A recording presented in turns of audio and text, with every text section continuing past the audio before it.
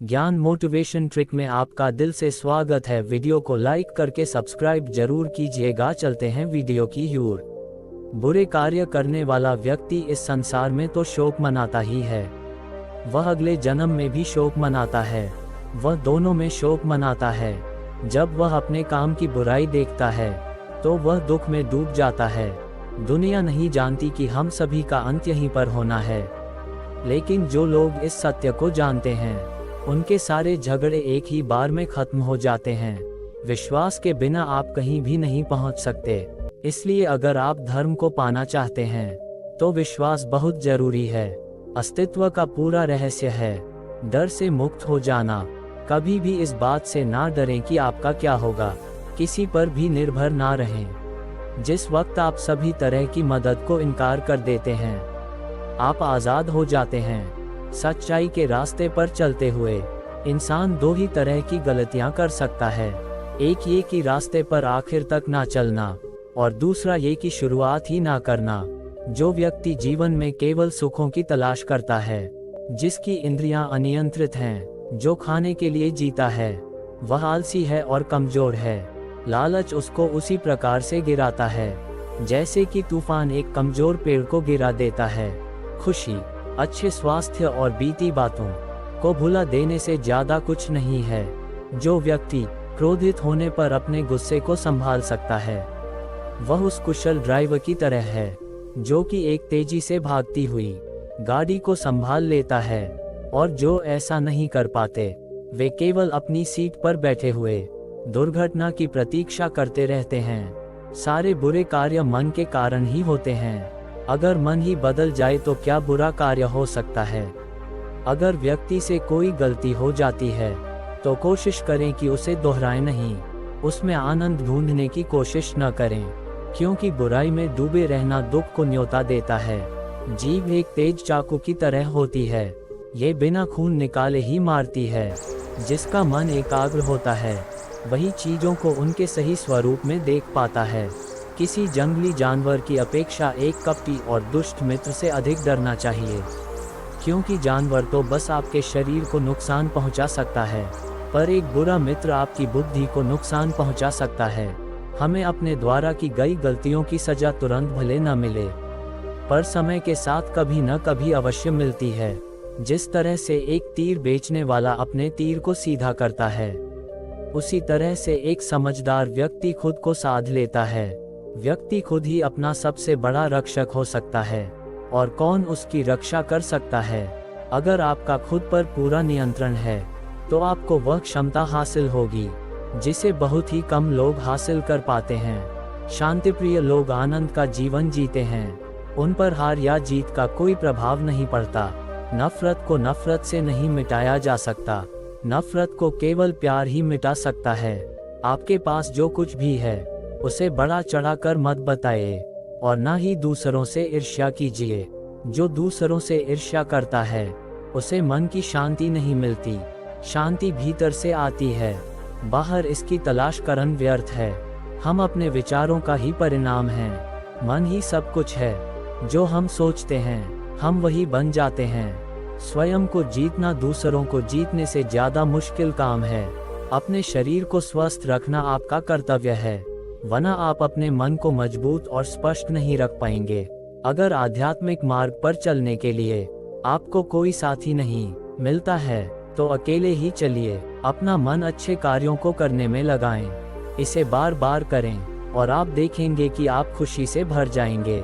एक समझदार व्यक्ति अपने भीतर की कमियों को उसी प्रकार से दूर कर लेता है जिस तरह से एक सुनार चांदी की अशुद्धियों को चुन चुन कर, थोड़ा थोड़ा करके और इस प्रक्रिया को बार बार दोहरा कर दूर करता है। ये सोचना अत्यंत हास्यास्पद है कि कोई दूसरा व्यक्ति आपको खुश या दुखी कर सकता है। गुस्से को अपने भीतर रखना ऐसा ही है जैसे आप जहर तो खुद पिएं और किसी दूसरे आदमी के मरने की उम्मीद करें। जिस व्यक्ति के विचार मैले हैं, जो लापरवाह है और धोखे से भरा हुआ है, वह गेरुआ वस्त्र कैसे पहन सकता है। वह व्यक्ति जिसने खुद पर नियंत्रण हासिल कर लिया है, ओजस्वी है, स्पष्ट है, सच्चा है, वही गेरुआ वस्त्र पहनने के लायक है। हम जो शब्द बोलते हैं उनका चुनाव हमें बड़ी सावधानी से करना चाहिए, क्योंकि उन शब्दों को सुनने वाले व्यक्तियों पर उनका प्रभाव पड़ता है। फिर चाहे वह प्रभाव अच्छा हो अथवा बुरा, कोई भी व्यक्ति बहुत ज्यादा बोलते रहने से कुछ नहीं सीख पाता। समझदार व्यक्ति वही कहलाता है जो कि धीरज रखने वाला, क्रोधित न होने वाला और निडर होता है। आप सिर्फ उसे ही खोते हैं जिससे आप चिपके रहते हैं। एक मोमबत्ती हजारों मोमबत्तियों को रोशन कर सकती है और फिर भी उस मोमबत्ती की उम्र कम नहीं होती। उसी तरह से खुशियां भी बांटने से भी कम नहीं होती हैं। जीवन में कुछ भी स्थायी नहीं है।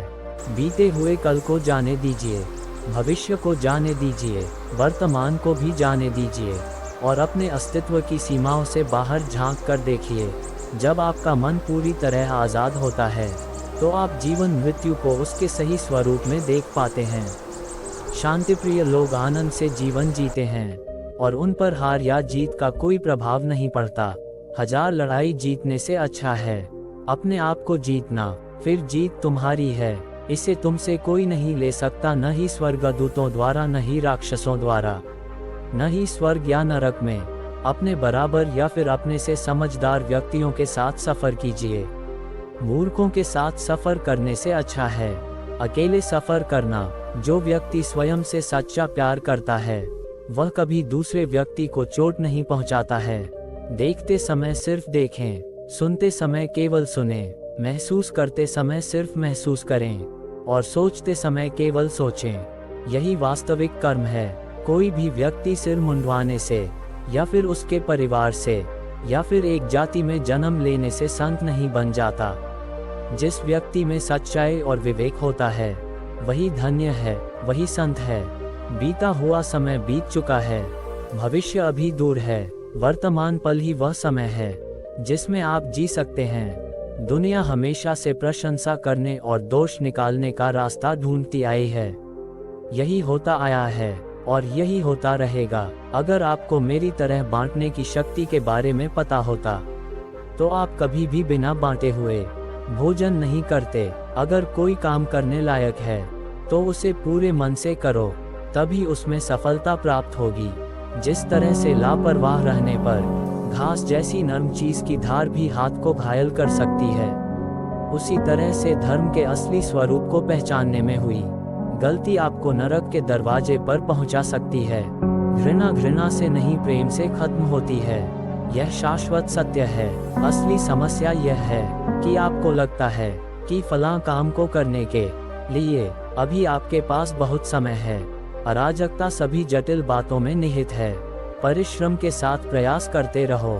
सभी व्यक्तियों को मौत से डर लगता है, सभी सजा से डरते हैं, इसलिए बाकी लोगों को भी अपने जैसा ही समझिए।